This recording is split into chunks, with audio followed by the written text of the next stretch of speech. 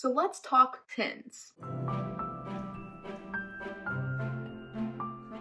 Hi guys, I'm Libby and welcome to Punsy's Palace, where I do all things Disney, hence the Punsy, and all things regarding my life and home, hence my palace. So if you haven't already, please hit subscribe down below for more Disney and lifestyle content. Alright guys, so let's talk about some pins. So I like them, like a lot, and I've been a pin collector, pin/button collector for a few years now, but I haven't been an avid Disney pin collector since I started my YouTube channel at about July last year. So oh my gosh, there are so many gorgeous, amazing, beautiful pins out there, and it starts to take a toll on the bank account. I want to keep pin collecting, but I wanted to do it in a way that was budget friendly. I was still able to get pins that I really liked, but it made me a little bit pickier about the pins that I would be getting, as well as making it a bit of a challenge for me. And thus, the quarterly pin hauls have begun. So quarterly pin hauls are a way for me to have a set of rules that I will be following, as well as giving you guys some more pin content, but it's also a way for my bank account to not hate me. In this video, this is just the introduction. I will be going over what exactly are the rules of my quarterly pin hauls, so I will be referencing back to this video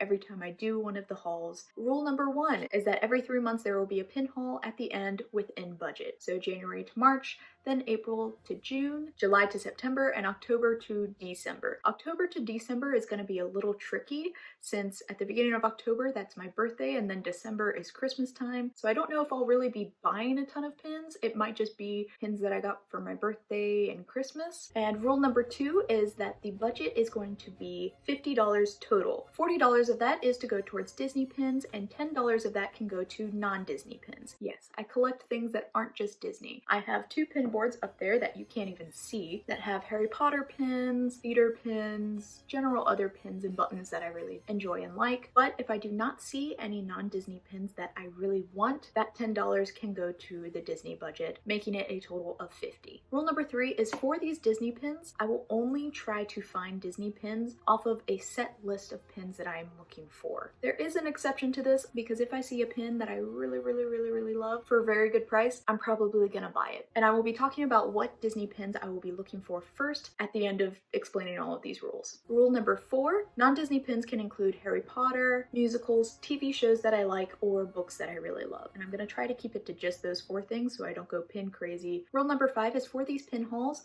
I'm going to try to buy from sellers off of Facebook, Instagram, and Mercari, basically because they sell them at probably discounted prices, and some of these pins are things that I can't really buy from the original seller because they aren't selling it anymore. But I will allow myself to shop on Box Lunch or Shop Disney or Hot Topic if there is a sale. Only if there is a sale. The goal of this is to get as many pins as I can within a good budget to expand my collection but not break the bank. And the last rule is rule number 6, is that the max budget per pin is $10. If I see a pin that is over $10, move on. And that is, again, to expand my collection as fast as I possibly can. So the least amount of pins that I will get for each pin haul would be 5 pins. But a lot of the pins that are on my pins to get list come in mystery boxes that are usually about like $9 anyway. So buying a pin for $10 or less is actually pretty reasonable. Now, the only reason I will go over this $10 is if it's a really nice pin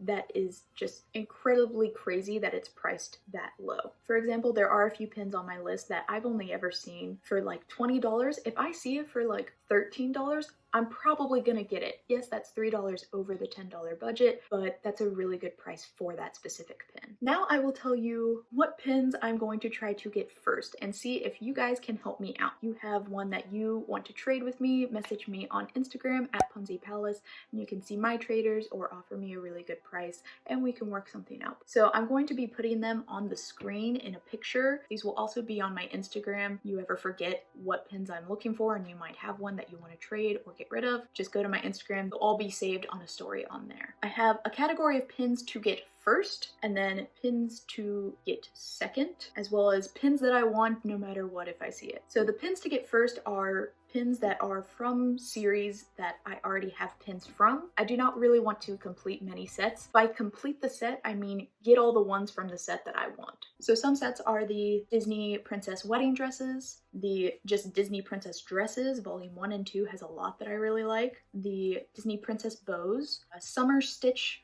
mystery box, as well as some of the Disney cuties and that little cute style. There's one more Pixar bow that I'm looking for, a few from the Wishables pin set, as well as the Ariel Sisters. I think it's a Hidden Mickey set. It's just the Ariel Sisters within the like seashell. Now from the pins to get second, these are sets that I don't have any pins from right now, but I've seen them and I really want the pins from these sets. And those are the Dole Whip set from Loungefly, the Pixar like Funko Pop set. There's only like I think 6 pins in this set and I want 5 of them.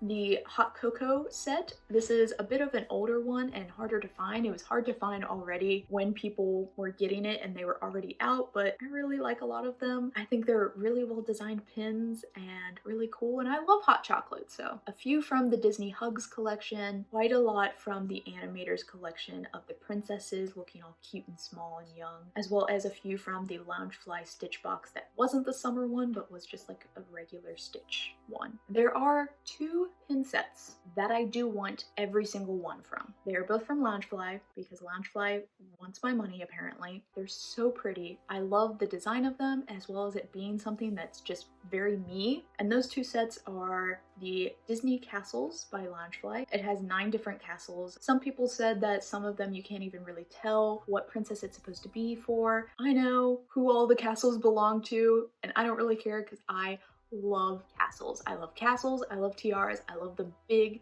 iconic Disney princess things, as well as I want all the ones from the Disney Princess Sidekick line. From that Disney Princess Sidekick line, it's all of them on the books, and I've talked about this before. It's such a cute set. I was actually able to get a few boxes for the January to March haul, so you'll see those soon. I haven't opened them yet and I'm very excited. But I want all of those because I absolutely love books and I love the sidekick characters and I just love the design of all of them. Now also, in addition to all of these pins that are on my get list, there are pins that are also on a Pinterest page that I have of just pins that I've wanted before. Those pins are also on my get list. I am not adding to that Pinterest list until that Pinterest list is almost empty because I don't want to just keep adding to it and then if I see it, it's okay if I get it, because I want this to be kind of a challenge for me to get these pins and to not just buy any pin that I first see. I want it to be I scavenge for them and I'm completing some sets and I'm getting ones that have been on my wish list for a while. So this was a lot of instruction, a lot of rules, and a lot of talking about pins, but I am super excited to